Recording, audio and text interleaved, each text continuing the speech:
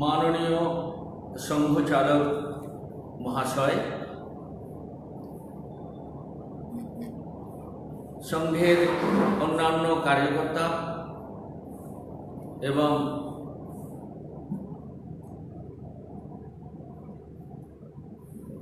আত্মীয় স্বয়ংসেবক বন্ধু, বিবিধ ক্ষেত্রের কার্যকর্তা এবং সুধী নাগরিক, মাতা ভগিনী, আজ থেকে ঠিক ৪৫ বছর আগে একটি প্রসঙ্গ আপনাদের সামনে আমি রাখব।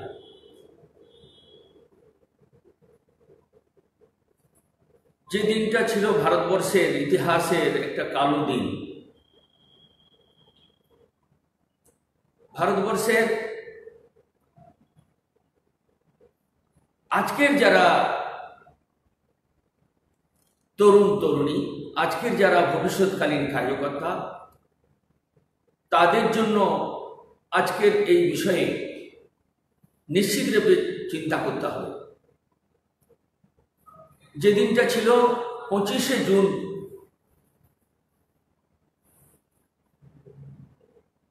১৯৭৫ সালের রাত্রি ১২টার পর ভারতবর্ষের জরুরি অবস্থা ঘোষণা হয়েছিল।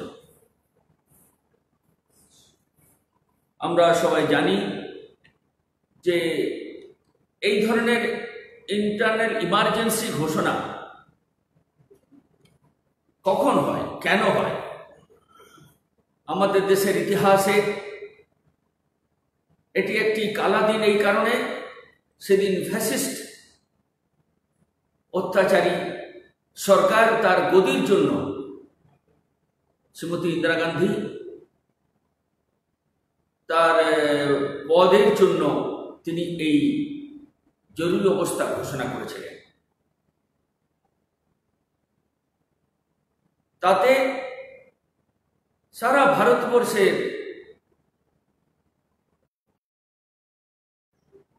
বিভিন্ন রাজনৈতিক দলের নেতৃবৃন্দ এবং রাষ্ট্রীয় স্বয়ংসেবক সংঘের অনেক কার্যকর্তাকে রাত্রির অন্ধকারে তাদেরকে গ্রেপ্তার করা হয়েছিল এবং তাদেরকে গ্রেপ্তার করে তাদের সমস্ত কার্যালয় ভাঙচুর করে তাদের অধিকারীদের, তাদের সংগঠনের লোকেদের, বিভিন্ন সংস্থা এবং ব্যক্তিবর্গকে জেলের মধ্যে ভরে দেওয়া হয়। যারা এই ধরনের বিশিষ্ট ব্যক্তি, তাদেরকেও তৃতীয় শ্রেণীর নাগরিক হিসাবে তৃতীয় শ্রেণীর ব্যবহার তাদের উপর করা হয়েছিল। আজকের এই দিনটি কালা দিন হিসাবে আমরা বলতে পারি।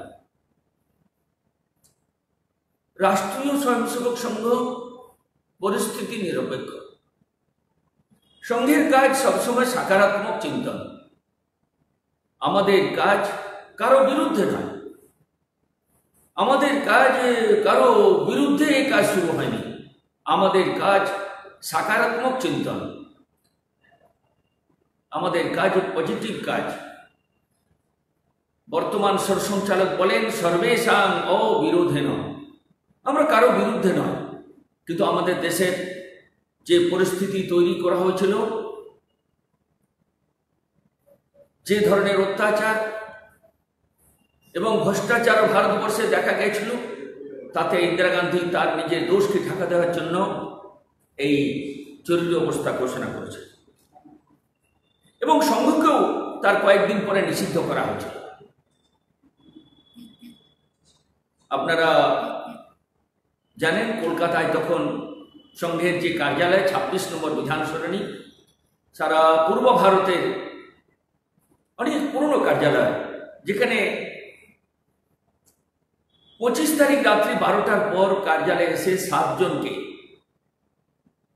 ঘুম থেকে উঠিয়ে তাদেরকে নিয়ে যাওয়া হয় লালবাজারে কলকাতায় এবং তাদেরকে পানিশমেন্ট দেওয়া হয়। কাউকে কাউকে সেলের মধ্যে রাখা হয়। সেখানে যারা ছিলেন তাদের মধ্যে আজকের এখনো অনেকেই আজকে সংঘের কার্যকর্তা, আমরা সবাই চিনি। আমাদের সংঘের একজন বরিষ্ঠ প্রচারক সুনীলপদ গোস্বামী সেদিন ছাত্র হিসাবে ছিল। সেখানে আরও 7 জন, সনদ বসু মল্লিক এবং তার সঙ্গে আমার বর্দাও গৌরী হত্যু সেখানে ছিলেন। সেই বছর আমি 3য় বর্ষ করে ফিরেছি। আর তখন নাগপুর থেকে ফিরেই সোজা আমাদের চাঁচলে সংঘ শিক্ষাবর্গ, সেখানে আমি পৌঁছালাম। অমল কুমার বসু, তিনি তখন আমাদের প্রদেশের এখানকার দায়িত্বে। তিনি বললেন, প্রান্ত কার্যবাহ, তিনি বললেন, তুমি যাও, তোমার দাদা অসুস্থ। দাদাকে 26 নম্বরে ছেড়ে আমি গেলাম। 25 তারিখ রাত্রে যে জরুরি অবস্থা ঘোষণা হলো, তাদেরকে নিয়ে যাওয়া হয়েছিল। তাদেরকে জেলের মধ্যে 21 মাস থাকতে হয়েছিল। কাউকে মিশা, কাউকে ডিআইআর দিয়ে, আর তাদের সাজা ভুগতে হয়েছিল। বিনা বিচারে আটক করা হয়েছিল। সেই সময় সারা ভারতের বড় বড় রাজনৈতিক নেতৃবৃন্দ, অটল বিহারী বাজপেয়ী, লালকৃষ্ণ আডবাণী, এই ধরনের প্রমুখ রাজনৈতিক নেতৃবৃন্দ, যাদেরকে আর জেলে বন্দি করা হয়েছিল। আমরা যদি দেখি যে সংঘ শিক্ষাবর্গ সমাপ্তির পর বালাসাহেব দেওরসকেও গ্রেপ্তার করা হলো। তাকেও নাগপুরে জেলের মধ্যে বন্দি করে দেওয়া হলো। সারা ভারতবর্ষে একটা আতঙ্ক, একটা বিভীষিকা। 26 তারিখ সকালে সমস্ত মিডিয়া, 26শে জুন 1975 সালে সমস্ত মিডিয়া সেন্সাস হয়ে গেল। প্রেস সমস্ত কিছুকে আর সরকারের প্রশংসা করতে বলে দেওয়া হলো। সেই সময় একজন বিখ্যাত আর সাংবাদিক গৌর কিশোর ঘোষ, যিনি এই অন্যায়ের বিরুদ্ধে তিনি মাথা ন্যাড়া করলেন, প্রতিবাদ জানালেন, তাকেও অ্যারেস্ট করে জেলের মধ্যে ঢুকিয়ে দেওয়া হলো এবং মিশা দেওয়া হলো। এই ধরনের অনেক বড় বড় রাজনৈতিক নেতৃবৃন্দ, সাংবাদিক, একজন বিখ্যাত সাংবাদিক কে আর মানকারনি, যার লেখা বই আমাদের সবাই পড়া দরকার,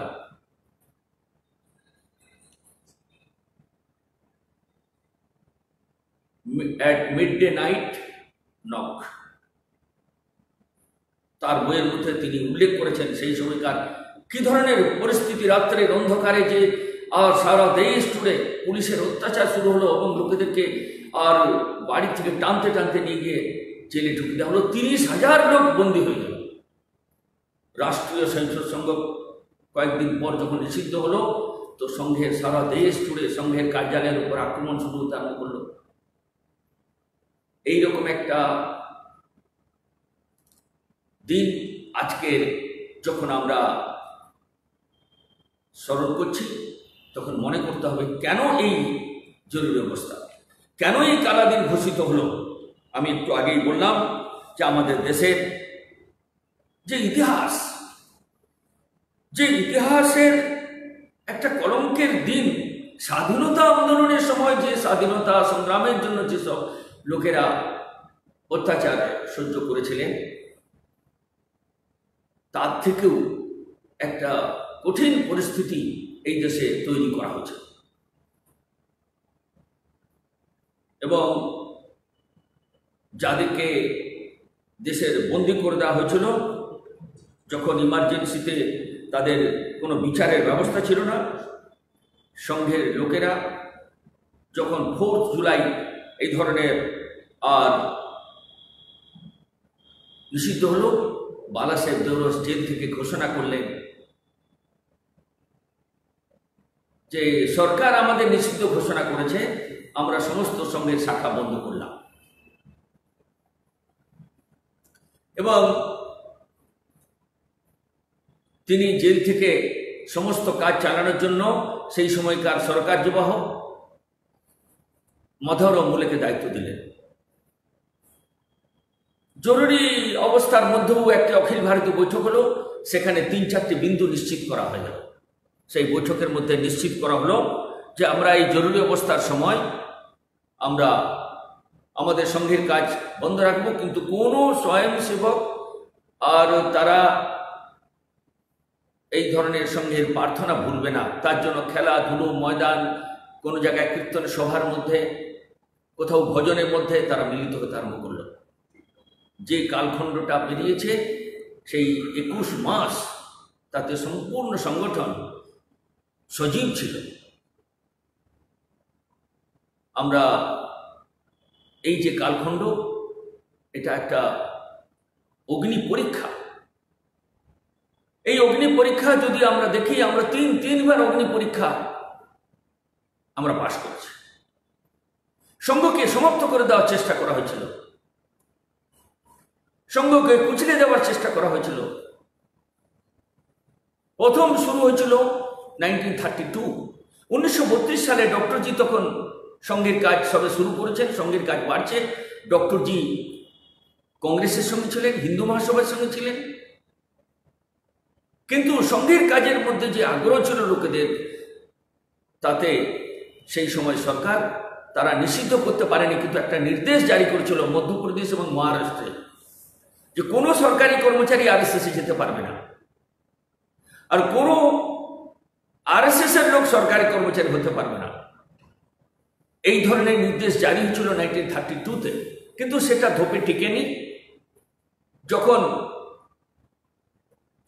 বিধানসভায় এই ধরনের পাশ করার চেষ্টা হয়েছিল, সেটা বাতিল হয়ে যায়।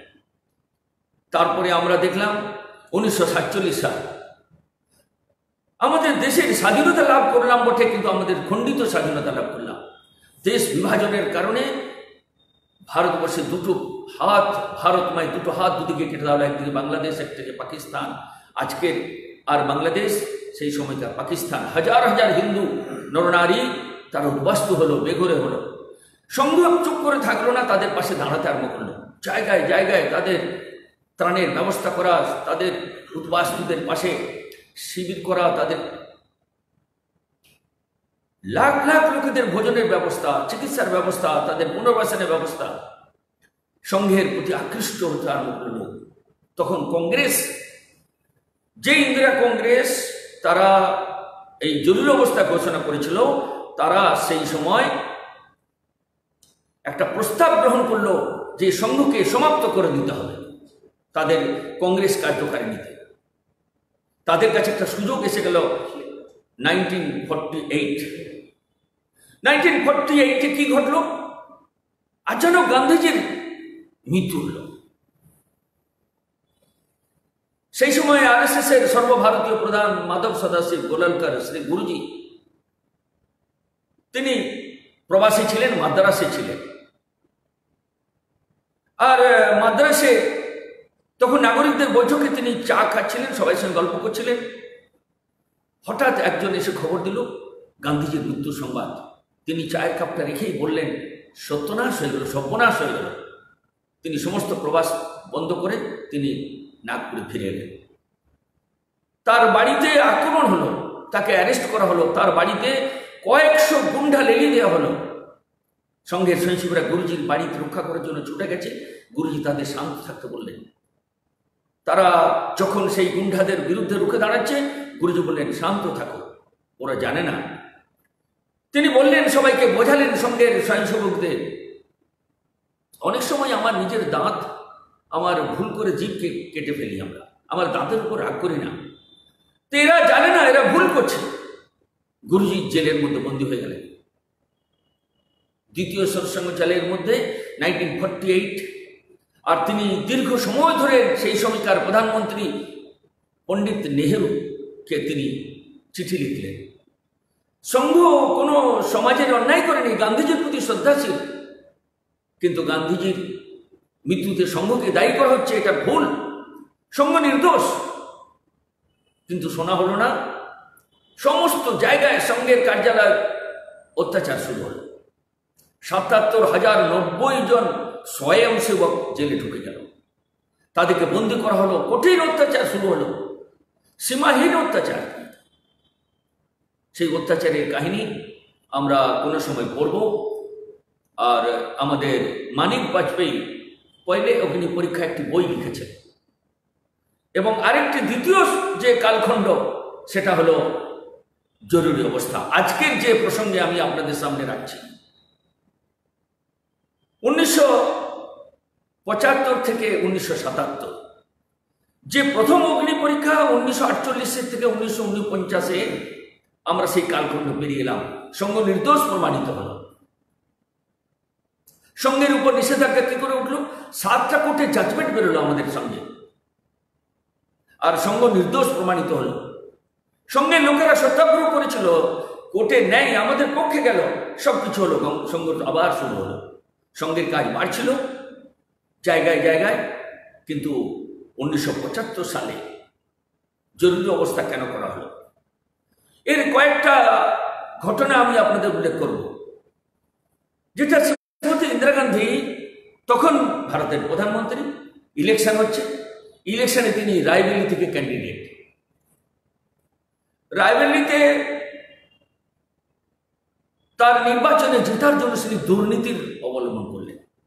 সমস্ত প্রমাণিত হলো তিনি নির্বাচনে যে দুর্নীতি প্রয়োগ করে জবরদস্তি জিতেছেন, সেটা কোর্টে গেল, এলাহাবাদ কোর্টে বিচারে, এবং তিনি সেটা স্বীকার করতে চাননি তিনি নিজে জিতে আর প্রধানমন্ত্রী। সেই সময় সারা দেশ জুড়ে জয়প্রকাশ নারায়ণের নেতৃত্বে সারা ভারতে আন্দোলন শুরু হয়েছে, ব্যাপক জন্ম আন্দোলন, বিহারের ছাত্র আন্দোলন সমস্ত ভারতবর্ষের লোকেদের দৃষ্টি পড়ল।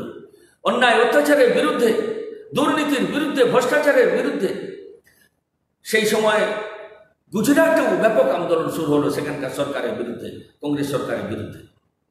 সারা ভারত জুড়ে আন্দোলন শুরু হলো। নানাজি দেশমুখ তখন সংঘের জ্যেষ্ঠ প্রচারক, তিনি নারায়ণের সঙ্গে যোগাযোগ করলেন, তার সঙ্গে জয়প্রকাশ নারায়ণকে সহযোগিতা করতে আরম্ভ করলেন। জয়প্রকাশ নারায়ণ যখন এই আন্দোলন করছেন, তার উপর পুলিশি অত্যাচার, পুলিশ আক্রমণ, মেরে ফেলার চেষ্টা করেছে। নানাজি দেশমুখ একজন প্রচারক, তিনি জয়প্রকাশ নারায়ণকে রক্ষা করলেন। নিজের সামনে গিয়ে, পুলিশের সামনে গিয়ে ডান্ডা খেলেন, মার খেলেন, মাথা ফাটলো, জয়প্রকাশ নারায়ণকে রক্ষা করলেন। জয়প্রকাশ বলল, এই তরুণকে, এই সংঘের প্রচারক, তাকে জিজ্ঞাসা করে জানতে পারলো, তুমি এই সাহস, এই শক্তি কোথা থেকে পেলে? বলো, আমি সংঘের স্বয়ংসেবক, সংঘের কাজ করতে করতেই শাখা থেকে এই শক্তি অর্জন করেছে।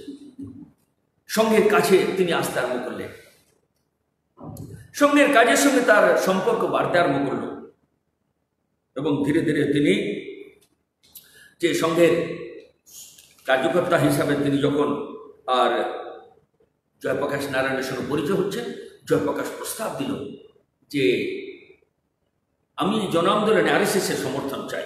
বলে, আমি তো এটা বলতে পারবো না, তো আমাদের সংঘের সরসংঘচালক বালা সাহেব দেউলস, তার সঙ্গে আমি কথা বলতে পারি, তার সঙ্গে আপনার কথা বলে দিতে পারি। বালা সাহেবজি সেই তার উত্তরে বললেন যে আমরা তো কোনো রাজনৈতিক দল নয়, আমরা এই ধরনের বিরাট জন আন্দোলনে আমরা কি করতে পারি? হ্যাঁ, একটা করতে পারি, বিদ্যার্থী পরিষদের ছেলেরা আপনাকে সহযোগিতা করতে পারে। তারা জন আন্দোলন করে, অন্যায়ের বিরুদ্ধে তারা রুখে দাঁড়ায়, প্রতিবাদ করে,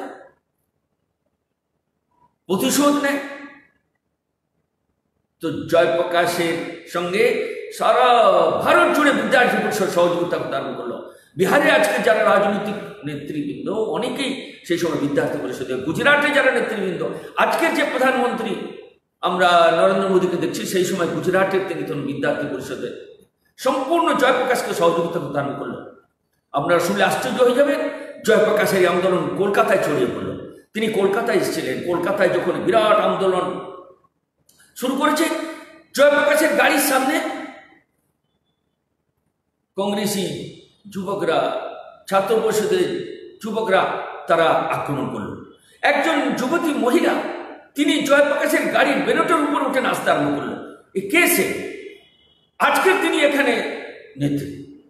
আজকে আমাদের দেশের দুর্ভাগ্য, জয়প্রকাশ, যে জয়প্রকাশ এই ধরনের অন্যায়ের বিরুদ্ধে প্রতিবাদ করছে, সেদিন তার পাশে তারা দাঁড়ালো না, বরং জয়প্রকাশকে আর জেলে ঢুকিয়ে দেওয়া হলো।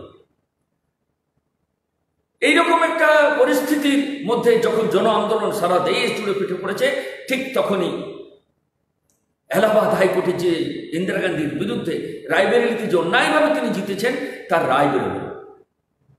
এলাহাবাদ হাইকোর্টের যে রায় বেরোলো সেই রায়তে বেরোলো যে এই দুর্নীতি করে জিতেছে, সুতরাং এই নির্বাচন বাতিল।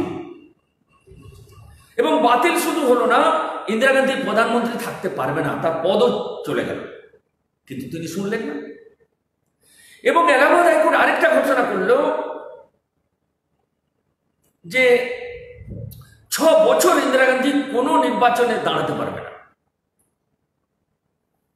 যে ইন্দিরা গান্ধী এইরকম দুর্নীতি করেছে, এক সময় 1971 সালে যে ইন্দিরা গান্ধী বাংলাদেশের সময় যে কাজ করেছিল আমাদের দেশে, লোকেরা তখন তারা মাথায় তুলে মেনে নিয়েছিল, সে কিন্তু এইরকম ভ্রষ্টাচারে লিপ্ত হয়ে নিজের পদের জন্য আজকের সেই কিন্তু প্রধানমন্ত্রী থাকার জন্য সেই জরুরি অবস্থা ইমার্জেন্সি ঘোষণা করেছে।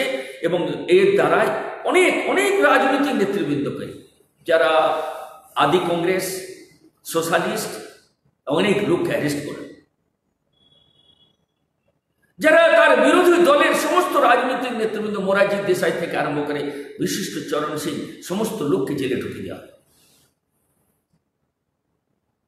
যে কালখণ্ডেতে আমরা যে জন আন্দোলনের জন্য যখন এরকম দেখছি, তখন সারা দেশ জুড়ে আর একটা বিভীষিকা, জয়প্রকাশের নেতৃত্বে যে নির্বাচন আর এর বিরুদ্ধে যে আন্দোলন সেই সময় করেছিল 25শে জুন, সেটাকে চাপা দেওয়ার জন্য তার সঙ্গে ইন্দিরা গান্ধীর সঙ্গে যে সলা পরামর্শ করেছিলেন সেটা আমাদের জানা দরকার। তার পিছনে কারা ছিল ইন্দিরা গান্ধীর সঙ্গে? তার সঙ্গে যারা ছিল তাদের মধ্যে অনেকেই ছিলেন। তার মধ্যে বিশেষ ছিল আসামের মুখ্যমন্ত্রী এবং আমাদের সেই সময়কার পশ্চিমবঙ্গের যে মুখ্যমন্ত্রী সিদ্ধার্থ শঙ্কর রায়, যে সবসময় কংগ্রেসের সলা পরামর্শদাতা ছিল। তিনি দেখছেন যে ইন্দিরা গান্ধীকে প্রধানমন্ত্রী রাখতে গেলে এই সময় 42তম সংবিধানকে সংশোধন করতে হবে, এবং এই সময় তিনি একটা খসড়া তৈরি করলেন, এই সময় জরুরি অবস্থা ঘোষণা করা দরকার। আর সেই খসড়া তৈরি করে ইন্দিরা গান্ধীকে দেওয়া হলো, এবং ইন্দিরা গান্ধী, তার পুত্র সঞ্জয় গান্ধী, তারা মিলিতভাবে সেই খসড়া নিয়ে রাষ্ট্রপতির কাছে গেল।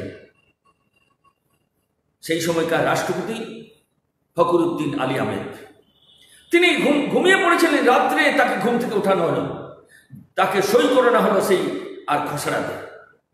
সেই আদেশ নামাতে সই করিয়ে, রাষ্ট্রপতি সই করিয়ে আর ইমার্জেন্সি ঘোষণা করা হলো। একটা ইতিহাসের অধ্যায়, একটা কালা দিবস। আমরা যখন এটা বলছি, নিশ্চিত রূপে আমরা বলতে পারি এই যে 42তম সংবিধানকে সংশোধন করে নিজের পদের জন্য যারা এরকম ছিল, সেই সময়কার আমাদের লোকেরা কিরকম ছিল, কমিউনিস্টের চরিত্র কেমন ছিল।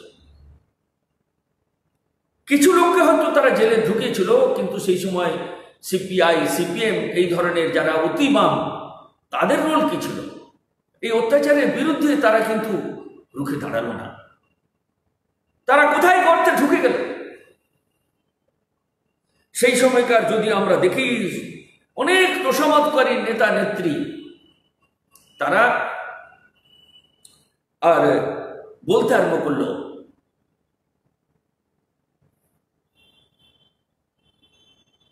Indira is India, India is Indira. তারা এটাই বলতে আরম্ভ করলো। ভারতবর্ষে এইরকম তোষামতকারী লোকেদের নিয়ে তিনি আর এই ধরনের যে আর অত্যাচার বাড়িয়ে তুললেন। জেলের মধ্যে যারা আছে তাদের ভীষণ অত্যাচার। সমস্ত ভারতবর্ষ জুড়ে যেসব প্রচারক যারা ছিল, তাদের মধ্যে মুষ্টিমেয় প্রচারককে তারা অ্যারেস্ট করতে পেরেছিল। তার কারণ জরুরি অবস্থা ঘোষণার সঙ্গে সঙ্গেই সংঘের অখিল ভারতীয় যে বৈঠক হলো, সেখানে গোপনে সেখানে 3-4 আর প্রথম সিদ্ধান্ত কি নেওয়া হলো? প্রথম সিদ্ধান্ত নেওয়া হলো যে গোপনে সমস্ত আর কার্যকর্তার সঙ্গে যোগসূত্র বাড়াতে হবে। আর যারা যারা জেলে গেছে তাদের পরিবারের সঙ্গে সহযোগ করতে হবে, তাদের পাশে দাঁড়াতে হবে। এবং সারা আরেকটি সিদ্ধান্ত নেওয়া হলো, যারা প্রচারক এবং গৃহস্থ কার্যকর্তা তাদেরকে সাবধান করে দেওয়া হলো যে সমস্ত লোক নাম পাল্টিয়ে, পোশাক পাল্টিয়ে তারা ঘুরতে থাকে। এই ধরনের ভূমিগত হয়ে আন্ডারগ্রাউন্ড থেকে তার কাজ শুরু হল। চতুর্থ, তাদের বলা হলো যে সত্য সংবাদ সংগ্রহ করা এবং সত্য সংবাদ প্রচার করা। সমস্ত সত্য সংবাদ সংগ্রহ করে গোপনে সমস্ত বুলেটিন তৈরি করতে আরম্ভ করলো, সাইকেল স্ট্রাইক করা হলো, আমাদের গোপন ছাপাখানা তৈরি করা হলো।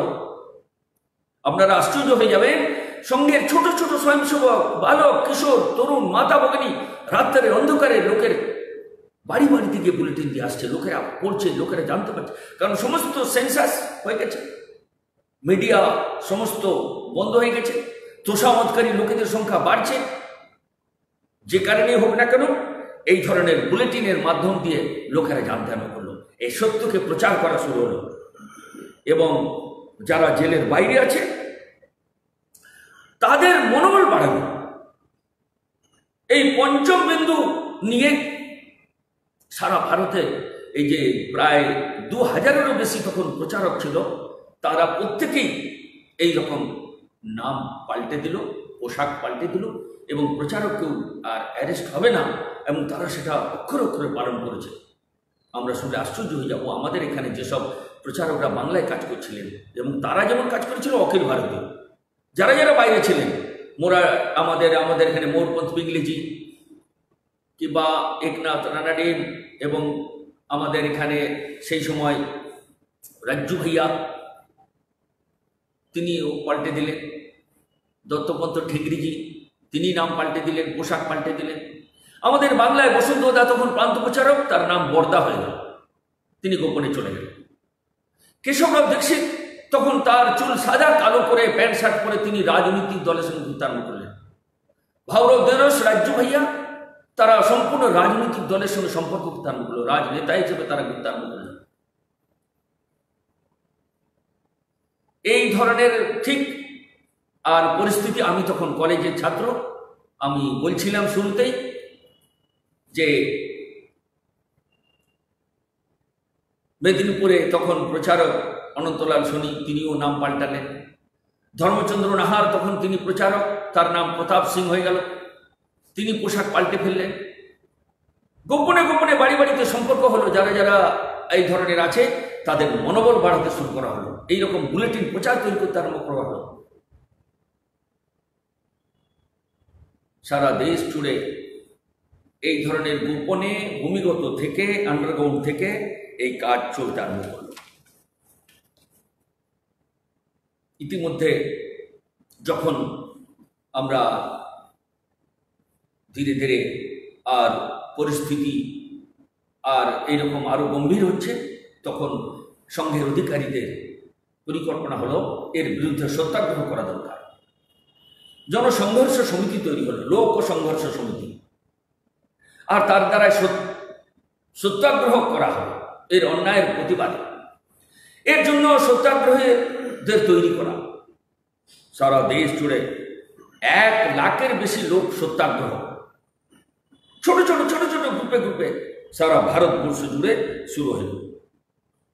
জেল ভরো, আমরা আজকে যে শব্দটা শুনি, জেল ভরো। তো সংঘের সত্যাগ্রহ কি হলো? সংঘের সত্যাগ্রহতে আর তাদেরকে 3-4টি বিন্দু দেওয়া হলো। বলা হলো এই সত্যাগ্রহ করার সময় বলতে হবে যে জরুরি অবস্থা বাতিল করো। সবাই বলছে বাতিল করো, বাতিল করো। প্রথমেই ভারত মাতাকে জয়, বন্দে মাতরম ধ্বনি দিচ্ছে, আর সারা দেশ জুড়ে জরুরি অবস্থা বাতিলের কথা শুনে লোকে আশ্চর্য হয়ে যাচ্ছে, লিফলেট ছড়াচ্ছে। তারা বলছে যে এই সংবাদপত্রের উপর সেন্সরশিপ হাঁটাও। তারপরে স্লোগান হচ্ছে রাষ্ট্রীয় স্বয়ংসেবক সংঘকে যে প্রতিবন্ধ করা হচ্ছে, ব্যান করা হচ্ছে, তার উপর নিষেধাজ্ঞা তুলে নাও। এর সঙ্গে সঙ্গে পুলিশ তাদেরকে অ্যারেস্ট করত, জেলে নিয়ে যেত, তারা জামিন নিত না। এরকম প্রায় 3.5 মাস 4 মাস 1 লাখের বেশি ইতিমধ্যে 30,000 তো জেলে আছে, 1,30,000 লোক জেলে। এই জেল ভরো কার্যক্রমটা কেমন করে হলো, সত্যাগ্রহ কেমন করে হলো, তার দুটো ঘটনা আমি আপনাদেরকে বলবো। প্রথম তো ঘটনা সেটা হলো উত্তরবঙ্গে সত্যাগ্রহ শুরু হয়েছে। উত্তরবঙ্গে ইতিমধ্যে বেশ কয়েকজন জেলের মধ্যে ঢুকেছে। মাথা ভাঙাতে প্রচারক ছিলেন রোহিণী প্রসাদ প্রামাণিক, তাকে জেলে ভরে দেওয়া হলো, মিশাতে দিয়ে দেওয়া হলো। কঠিন একটা বিএসসি পাস এরকম যুবক, ভালো বাড়ির ছেলে, তাকে কঠিন কষ্ট করে করে সেলের মধ্যে রাখা হয়েছিল 21 মাস জেলে। এইরকম আরো বেশ কয়েকজন উত্তরবঙ্গের লোকেরা যখন জেলের মধ্যে, তখন সত্যাগ্রহ শুরু হয়েছে। সত্যাগ্রহ শুরু করেছেন দিনহাটাতে। দিনহাটার একটা প্রসঙ্গ বলবো। আজকের সংঘচালক তিনি অরুণ মহন্ত এবং তার সঙ্গে আরো কয়েকজন যুবক, তারা যখন সত্যাগ্রহ শুরু করেছে, তারা কোর্টের কাছে গিয়ে লিফলেট বিলি করছে, সমস্ত ম্যাজিস্ট্রেটের কাছে যাচ্ছে, উকিলদের কাছে যাচ্ছে। আর সেই লিফলেট লোকেরা হুমড়ি খেয়ে নিতে আরম্ভ করেছে। তারা দেখছে খুব আগ্রহ বেড়ে গেল, কিছু মধ্যে রাস্তায় লোকে দিতে আরম্ভ করলো, লোকের আগ্রহের সঙ্গে নিতে আরম্ভ করলো, জনসমর্থন ব্যাপক লিফলেট পড়ার জন্য। তারা কলেজে গেল, কলেজে তখন গিয়ে বিলি করতে করতেই সেখানে কয়েকজন যুবক এসে তাদের ঘেরাও করলো। তারা ওদের কাঁধে ব্যাগ, ওরা তো এসছে যে আমাদের পুলিশ ধরেই নিয়ে যাবে, তার জন্য জেলে যাওয়ার জন্য তৈরি হয়েছে। তো ছেলেরা ভয়ে আসছে না যে এদের ব্যাগের মধ্যে নিশ্চিত কোনো বোম টোম আছে, এরা কোথা থেকে সাহস পেরাতো। এই সময় ইন্দিরা গান্ধীর রাজত্ব চলছে, ছাত্র ছেলেরা ভয় এলো না। তারা বলো খবরদার আমাদের গায়ে হাত দেবে না, তোমরা পুলিশকে ডাকো, আমরা পুলিশ। তারা ভয়ে পুলিশকে ডাকলো, পুলিশ এসে ওদেরকে নিয়ে গেল থানাতে। ওদের উপর আক্রমণ করার জন্য লোকেরা এসেছিল, কিন্তু পুলিশ আটকে দিল, তাদেরকে জেলে ভরে দেওয়া। এইরকম বেশ কয়েকজন। আর সারা ভারতে আমি আপনাদেরকে বলবো, মেদিনীপুরে যখন সত্যাগ্রহ হয়েছে, কলকাতায় যখন সত্যাগ্রহ শুরু হয়েছে, ভালো ভালো বাড়ির ছেলেরা সত্যাগ্রহ করছে। আরেকটি ঘটনা আমি আপনাদের বলবো সত্যাগ্রহের। মেদিনীপুরে লাগাতার সত্যাগ্রহ চলছে, জেল ভরো। তখন সিদ্ধার্থ সরকারের মুখ্যমন্ত্রী, তিনি গেছেন তমলুক শহরে, মাতঙ্গিনী হাজরার একটা শহীদ, তিনি তার স্ট্যাচু উদ্বোধন হওয়ার জন্য সেখানে কার্যক্রম হয়েছে। সেই কার্যক্রমে যখন তিনি বক্তব্য রেখে নিচে নামছেন, তখন সত্যাগ্রহীরা তারা তাকে দেখে জোরে বন্দে মাতরম বলেছে। সবাই বন্দে মাতরম বলছে, 3 বার বন্দে মাতরম ধরি, তারপর বলছে ভারত মাতা কি জয়, সবাই ভারত মাতা কি জয় বলছে, 3 বার বলছে। কিছুক্ষণ পর বলছে জরুরি অবস্থা বাতিল করো, বাতিল করো। জনতা কি বুঝবে, তারাও বলছে বাতিল করো। কিছুক্ষণ এইরকম বলার পরে পুলিশ দৌড়ে এসছে। তারা বলছে যে RSS এর উপর নিষেধাজ্ঞা তুলতে হবে, সেন্সারশিপ হটাও, এইরকম স্লোগান দেওয়ার সঙ্গে সঙ্গে পুলিশ তাদের ঘের করলো। সেই সময় ডিএম এসপি এসে তাদের নিয়ে গেল। সিদ্ধার্থ শঙ্কর রায় কিছুক্ষণ আগে যখন বন্দে মাতরম ভারত মাতা কি জয় ধরে শুনছিল, তা আমাদের একজন সত্যাগ্রহী ঘাড়ে হাত দিয়েছিল, কিন্তু ঘাট থেকে সরিয়ে নিল হাতটা। বলছে কি এরা, তাড়াতাড়ি সে ভয়ে সেখান থেকে সরে গেল। সেই সত্যাগ্রহীদের জেলের মধ্যে নিয়ে যাওয়া হলো। রাত্রের অন্ধকারে তাদেরকে অনেক দুর্গম রাস্তায় ছেড়ে দেওয়া হলো। তারা হাঁটতে হাঁটতে সবার মেদিনীপুর, তমলুক শহর থেকে মেদিনীপুর এলো। মেদিনীপুরে সে আবার সত্যাগ্রহ, তাদেরকে আবার মেদিনীপুর জেলে ভরে দেওয়া হলো। এই ধরনের সত্যাগ্রহ কলকাতায় প্রেসিডেন্সি এবং দমদম জেল কয়েকশো যুবক সত্যাগ্রহ করেছে। আপনারা সত্যাগ্রহের কথা শুনলে অবাক হয়ে যাবেন। ভালো ভালো বাড়ির ছেলেরা, এখনই পর্যন্ত আমার কাছে 10টি পরিবারের নাম এসে গেছে, যারা সেই পরিবার থেকে 2 জন জেলে। আমাদের বিখ্যাত সেই সময় কেশবচন্দ্র চক্রবর্তী, যিনি পশ্চিমবঙ্গের প্রান্ত সংঘচালক, হাওড়া গার্লস কলেজের প্রিন্সিপাল ছিলেন, তাকে মিশাতে দমদমে ভর্তি করে দেওয়া হয়েছে। তাকে কি কষ্ট দেওয়া হয়েছে, কিন্তু তার বাড়ির ছেলে সত্যাগ্রহ করছে, 2 জন জেলে। যদি দেখি আমি সুকুমার বন্দ্যোপাধ্যায় একসময় খুব আমাদের সবাই করেছেন, তার দাদা সজল বন্দ্যোপাধ্যায় সেও জেলে, 2 ভাই জেলে। নারায়ণ মল্লিক হাওড়ার, তার বাড়ি আরেকজন। হুগলির বর্তমান সংঘচালক বীরেন পাল, তার দাদা, 2 ভাই জেলে। আমরা যদি দেখি আমাদের এখানে ব্যবস্থাপক ছিলেন বিনয় রস্তগী, তিনি দেহত্যাগ করেছেন বয়সকালে। তার ছেলে সঞ্জয়, সে সক্রিয়, সেও জেলে।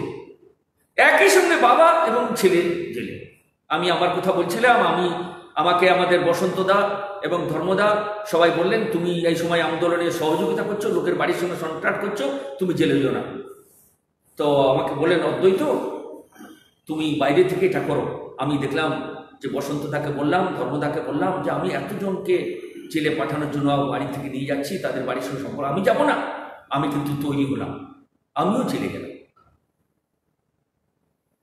এই ধরনের সারা দেশ জুড়ে 1 লাখের বেশি লোক যখন জেলের মধ্যে, সেই জেলের যে অত্যাচার, মোমবাতির ছাঁকা দেওয়া, সিগারেটের ছেঁকা দেওয়া, পায়ে দড়ি বেঁধে মাথার নিচে থেকে ঝুলিয়ে দেওয়া, কঠিন অত্যাচার, নখ তুলে ফেলা, যেটা স্বাধীনতা আন্দোলনের লোকেদেরকে যে ধরনের অত্যাচার ইংরেজি রাজত্বে যেটা চলছিল, সেটা আমাদের স্বাধীন ভারতে হতে আরম্ভ করলো। এই অত্যাচার অনেকে জেলের মধ্যে সহ্য করেছে, জেলের মধ্যে অনেকেই ভয় পেয়েছে। কিন্তু জেলের মধ্যে আমরা কিন্তু একসঙ্গে আমরা কিন্তু কি করলাম, সমস্ত জেলকে আমরা আমাদের আবাসিক বিশ্ববিদ্যালয় তৈরি করে ফেললাম। জেলগুলো হয়ে গেল আমাদের বিশ্ববিদ্যালয় ট্রেনিং ক্যাম্প। আমরা যেখানে জেলেকে অনেক কিছু বিষয়, অনেক ভাষা, অনেক নতুন নতুন শিক্ষা আমরা শিখতে আরম্ভ করলাম। জেল হয়ে গেল তখন আমাদের কাছে গুরুগৃহ। আমাদের বলা হয় না যে গুরুকুল শুরু করো, তা আমরা গুরুকুল শুরু করে দিলাম জেলগুলো। সারা ভারতের সমস্ত জেল, উত্তরবঙ্গে সব জেলে কেউ না কেউ, দার্জিলিং জেলেতে ডক্টর দেবব্রত সিংহ তিনি জেলে, সে জেলের কয়েদি যারা তারা দেখছে এই লোকটাকে, সমস্ত কয়েদিরা তার কাছে এসে বসে ধ্যান করত, পুজো করত। কয়েদিদের মধ্যে পরিবর্তন।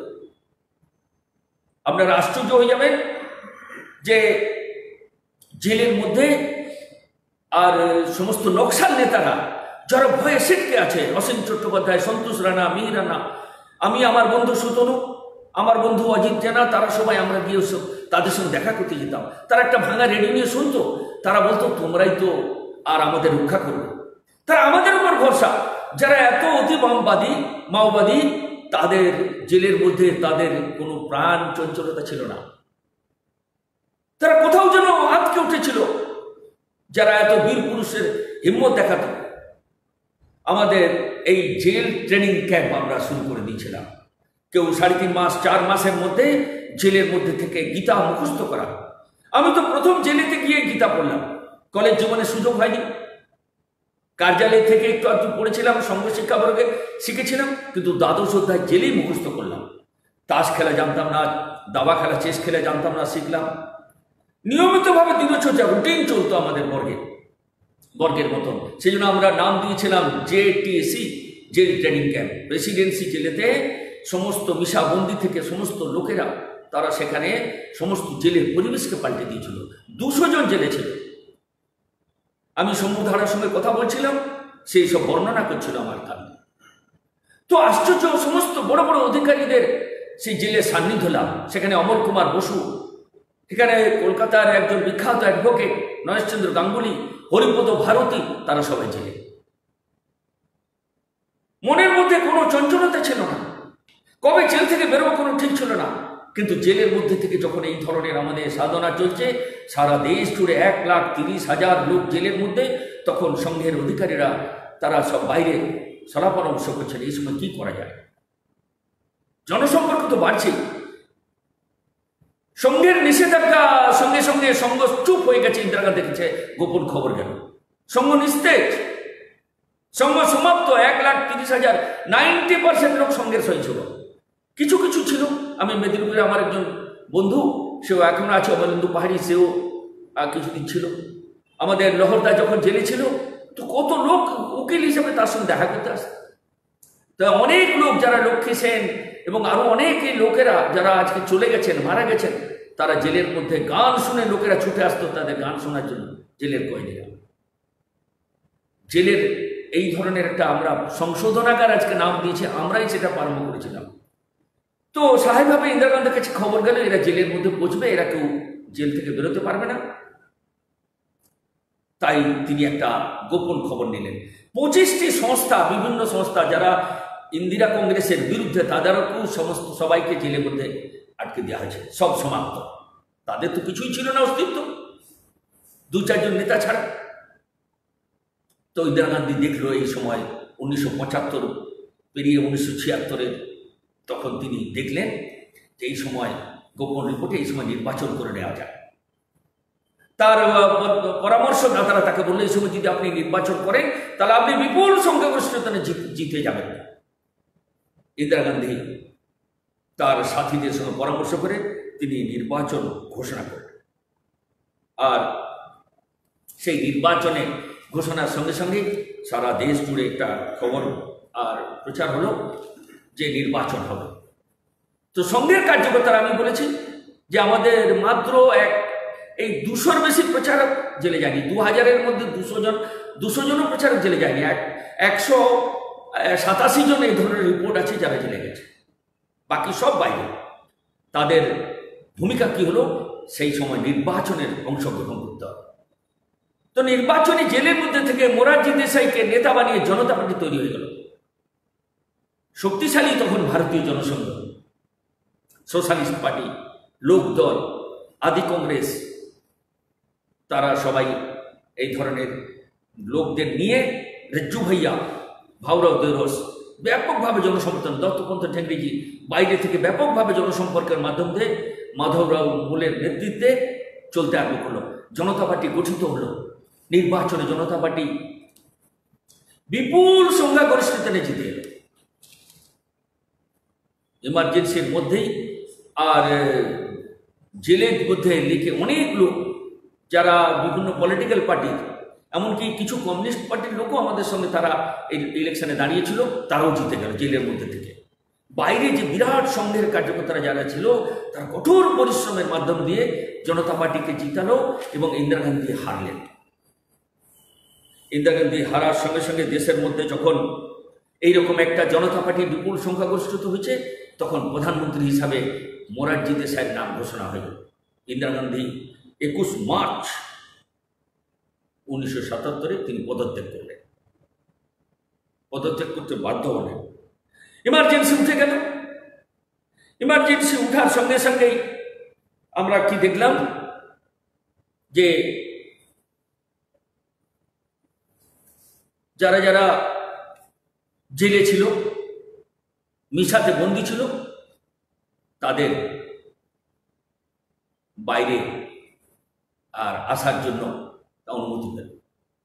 তার আগেই যারা সত্যাগ্রহী ছিল, যারা সত্যাগ্রহ করেছিল 1 লাখ লোক, তারা তো আর সত্যাগ্রহ করেছিল, তারা কিন্তু যেই নির্বাচনের আগেই তারা কিন্তু জামিন নিয়ে বাইরে চলে এসেছিল। আমরা সবাই বাইরে চলে এলাম। বাইরে এসে কিন্তু আমাদের ভূমিকা চুপচাপ নয়, আমরা গোপনে সমস্ত জনতা পার্টির হয়ে কাজ করতে আরম্ভ করলাম। সঙ্গ ছিল না তখন। তার ফলে এই বিপুল সংখ্যাগরিষ্ঠতা জিতার পরে জনসংঘের বিপুল সংখ্যায় জিতল। কিন্তু জনতা পার্টি হয়েছে, তখন জনসংঘের অস্তিত্ব নেই। তখন সবাই জনতা পার্টি। অটল বিহারী বাজপেয়ী পররাষ্ট্রমন্ত্রী হলো। বালাসাহেব দেউরস তিনি জেল থেকে বেরোলেন। দীর্ঘ 21 মাস জেল থেকে বেরোনোর পর বালাসাহেবজির কাছে প্রস্তাব গেল সংঘ হিসেবে রাজনীতিতে যোগ দিন। বালাসাহেবজি বললেন না, আমরা আমাদের যে সংগঠনের কাজে যে আমরা আত্মনিয়োগ করেছি সেটাই আমরা করব। বালাসাহেবজি সংঘ কাজ চালু করার জন্য আবার নির্দেশ দিলেন। সংঘের উপর নিষেধাজ্ঞা উঠে গেছে, আবার সংঘের কাজ শুরু হয়ে যায়। আবার সংঘের শাখা মিলন মন্ডলী শুরু হলো। সংঘের কাজ বিস্তার দীর্ঘকরণের সমস্ত কার্যকর্তারা লিখে পড়লাম। অনেক নতুন নতুন যুবক জেল থেকে প্রতিজ্ঞা নিয়েছিল, তার প্রচারক বেরোল। আজকেও তারা ভারতবর্ষে কাজ করছেন। অনেকে জেলে থেকে সংকল্প নিয়েছিল। এই ধরনের একটা প্রেরণা নিয়ে বালাসাহেব দেউরসের প্রবাস শুরু হয়ে গেল। হাজার হাজার লোক আসতে আরম্ভ করলো। লোকেরা সংঘের কাজের সঙ্গে যুক্ত হতে আরম্ভ করলো এবং যারা দূরে ছিল তারা আমাদের কাছে আসলো। যে জয়প্রকাশ নারায়ণ সংঘকে ফ্যাসিস্ট বলতো, তিনি নিজে বললেন যে আমি নিজে মনে করি যদি সংঘকে কেউ ফ্যাসিস্ট বলে তাহলে আমিও ফ্যাসিস্ট। কারণ ইন্দিরা গান্ধী জয়প্রকাশ নারায়ণকে যেভাবে আর অত্যাচার করেছে, তিনি দেখেছেন যে সংঘের লোকেদের ভূমিকা। কারণ আর এই ধরনের বিশিষ্ট লোকেরা তারা সংঘের কাছে আসতে আরম্ভ করল। বিভিন্ন লোকেরা আসতে আরম্ভ করল। ইন্দিরা গান্ধী রায়বেরেলিতে বিপুল ভোটে হারল, সঞ্জয় গান্ধী আমেথিতে বিপুল ভোটে হারল। আর পরিণাম হিসাবে জায়গায় জায়গায় সংঘের কাজের গতি বাড়তে আরম্ভ করল। অন্ধকার রাত্রির অবসান হলো, দুঃস্বপ্নে রাত্রির অবসান হলো। আর ধীরে ধীরে আমরা কি দেখলাম, যে প্রভাত শুরু হলো। আমরা হাসিতেছি প্রসন্ন প্রভাত, বহিছে সুন্দর সমীর, এই আর কবিতা আমরা গাইতে আরম্ভ করলাম। দুঃস্বপ্নে রাত্রির অবসান, জেগে উঠো শৃঙ্খলিত বীর। জেল থেকে যারা বেরোতে আরম্ভ করলো তাদের মালা পরিয়ে আনা হলো। যারা যারা জেলে গিয়েছিল তাদেরকে জেল থেকে শোভাযাত্রা করে আনা হলো। যে রোহিণী প্রসাদ প্রামাণিকের কথা আমি বলছিলাম, তার বাবা জেলে থাকাকালীন মারা যায়। তমলুক শহরে তার বাবার শ্রাদ্ধের সময় তাকে পেরোলের আবেদন করা হলো। তাকে একদিনের জন্য জেল থেকে আনা হলো, কোমরে দড়ি দিয়ে তার বাড়িতে আনা হলো। একটা সম্ভ্রান্ত পরিবারের একজন যুবক, শিক্ষিত যুবক, তাকে কোমরে দড়ি নিয়ে বাবার শ্রাদ্ধতে পুলিশ পাহারা দিয়ে তার শ্রাদ্ধ চলছে। লোকেরা দেখতে আসলো, এ কে ক্রিমিনাল, এইরকম একটা ভয়ের আতঙ্ক তৈরি করেছিল। সেই রোহিণী প্রসাদ প্রামাণিককে জেল থেকে সমস্ত কলেজ ছাত্ররা মালা পরিয়ে স্বাগত করে নিয়ে আসতে আরম্ভ করলো। জায়গায় জায়গায় বড় বড় সভা হতে আরম্ভ করলো। সর্বত্র একটা আর উৎসাহের পরিবেশ দেখা গেল। সঞ্জয় গান্ধী তখন চিন্তা করছিল যে আরএসএস এত শক্তিশালী, আরএসএস এর এত যুবক কি করে তৈরি হয়েছে। তারা খোঁজ নিয়ে জানতে পারলেন আরএসএস এর শাখা। সঙ্গে এত সংগঠন চলছে, যুদ্ধক্ষেত্রে কাজ চলছে, কি করে চলছে দেখছে তার পিছনে এই সঙ্গের শাখা। তিনি দিল্লিতে আর সঞ্জয় গান্ধী সঙ্গের শাখা শুরু করলেন, সঙ্গের শাখার মতন কাজ শুরু করলেন। শাখা তো শুরু করে যায় না। বালাসাহেব দেওরসের কাছে খবর আসলো যে সঞ্জয় গান্ধী আরএসএস এর মতন প্যারালাল কাজ শুরু করেছে। সাংবাদিকরা বালাসাহেবজির কাছে প্রশ্ন করল, সাংবাদিকদের প্রশ্নের উত্তর তিনি দিলেন। সাংবাদিকরা প্রশ্ন করলো, সঞ্জয় গান্ধী দিল্লিতে আরএসএস এর মতন কাজ শুরু করছে, প্যারালাল আরএসএস চালাচ্ছে, আপনি কি বলেন? বালাসাহেবজি হাসতে আরম্ভ করলেন এবং বললেন, আমি তাকে স্বাগত জানাচ্ছি। আমরা সংঘের কাজ চালাচ্ছি সারা ভারতে। আমাদের এখনো সমস্ত গ্রামে গ্রামে, সমস্ত অঞ্চলে আমাদের কাজ পৌঁছায়। সম্পূর্ণ সমাজের কাজ করার জন্য যদি সবাই মিলে আমরা করি, সমাজের কল্যাণের জন্য, তাহলে ভালো, আমি তাকে স্বাগত জানাচ্ছি। সাংবাদিকরা দেখলে তো মশলা পাওয়া যাচ্ছে না, তাহলে কি করা দরকার? তখন তিনি আর সাংবাদিকরা আবার প্রশ্ন করলো, আচ্ছা সঞ্জয় গান্ধী কি সফল হবে? তো সঞ্জয় গান্ধীকে জিজ্ঞাসা করুন। বালাসাহেবজি বললেন, আপনারা সঞ্জয় গান্ধীকে জিজ্ঞাসা করুন, কিন্তু আমি কেন সফল হয়েছি, আমরা কেন সফল হব? আমাদের কাছে যারা আছে, যেসব কার্যকর্তারা, তারা সব দেব ও দুর্লভ কার্যকর্তা। সারা ভারত জুড়ে আজকেও যে সংঘের কার্যকর্তারা সংঘের বিভিন্ন কাজ করছেন, নিঃস্বার্থ ভাবনা নিয়ে, পরার্থে সম্পূর্ণ হিন্দু সমাজের জন্য কাজ করছেন, এই দেব ও দুর্লভ কার্যকর্তার কথা তিনি ঘোষণা করলেন। এবং আজকেও এই ধরনের কার্যকর্তা, আজকে বাংলায় এই ধরনের অনুকূলতার সময় যেসব কার্যকর্তারা কাজ করছেন, এই 3 মাস লকডাউনে আমরা দেখছি কোনো কার্যকর্তা অবশ্যই পড়েনি। নিজে পরিবারের সঙ্গে নিজের আত্মবিকাশের চেষ্টা করছেন এবং পরার্থে পরের উপকার করছেন, লোক উপকার করছেন। আমরা জানি একান্তে আত্মবিকাশ এবং লোকান্তে পরোপকার আজকেও আমরা এই 3 মাস ধরে চালিয়ে যাচ্ছি। এটাই সংঘের বিশেষতা। সংঘের যে নিষেধাজ্ঞা, 3টি নিষেধাজ্ঞা। প্রথম অগ্নি পরীক্ষার কথা আমি বলেছি, সেই সময় গান্ধীজির মৃত্যুকে কেন্দ্র করে তখন সংঘ একা ছিল, সরকার ছিল প্রতিষ্ঠিত, সমস্ত বিরোধী লোকের, তখন আমরা সত্যাগ্রহ এবং ন্যায়ের দ্বারা সংঘের উপর নিষেধাজ্ঞা উঠেছে। দ্বিতীয় নিষেধাজ্ঞা যেটা হয়েছিল, যেটা জরুরি অবস্থা, যে জরুরি অবস্থার দ্বারা সংঘকে সমাপ্ত করার চেষ্টা হয়েছিল, তখন সংঘ এবং সংঘের বিরোধী লোকেরা আমাদের সঙ্গে ছিল, একা ছিল সরকার, ইন্দিরা সরকার। আর সম্পূর্ণ সত্যাগ্রহ এবং নির্বাচনের দ্বারা সঙ্গের নিষেধাজ্ঞা উঠেছে। আর তৃতীয় আরেকটি নিষেধাজ্ঞা অল্প দিনের জন্য হয়েছিল, সেটা আছে রাম জন্মভূমি আন্দোলন। 1992 থেকে 1993 মাত্র 6 মাসের জন্য হয়েছিল। সেই সময় আমরা যদি দেখি সম্পূর্ণ সমাজ আমাদের সঙ্গে ছিল, সংঘকে ব্যান করা হয়েছিল। এই যে বিতর্কিত ঢাঁচা ভেঙে যাওয়ার কারণে আজকের সংঘকে তখন যে নিষিদ্ধ করা হয়েছিল, আজকে যখন রাম মন্দির তৈরি হচ্ছে সেই সব কথা লোক ভুলে গেছে। কিন্তু 6 মাসের জন্য নিষেধাজ্ঞা যখন করা হয়েছিল তখন সম্পূর্ণ সমাজ আমাদের সঙ্গে ছিল। আর সংঘের উপর নিষেধাজ্ঞা উঠে এই কারণে সম্পূর্ণ ন্যায়ের দ্বারায় আর প্রতিষ্ঠিত সংঘ আজকে সমাজের মধ্যে লোকেদের আশা ভরসা আর আজকের সংঘের উপর আছে। সেজন্য এই যে কঠিন অগ্নি পরীক্ষা আমরা পাশ করে এসেছি, আজকের এইরকম সময় অনুকূলতার সময় আমরা নিশ্চিতভাবে সংঘের কার্যকর্তারা আমাদের সমস্ত শক্তি নিয়োগ করব। যে অত্যাচারের কাহিনী আমরা শুনেছি, যে অত্যাচার আমরা সহ্য করেছি, সেটা আমরা ভুলে গেছি। কারণ গুরুজি যেটাই বলতেন যে আমাদের এটা ভুলে যেতে হবে। আমাদের দাঁত অনেক সময় নিজের জিভকে কাটে।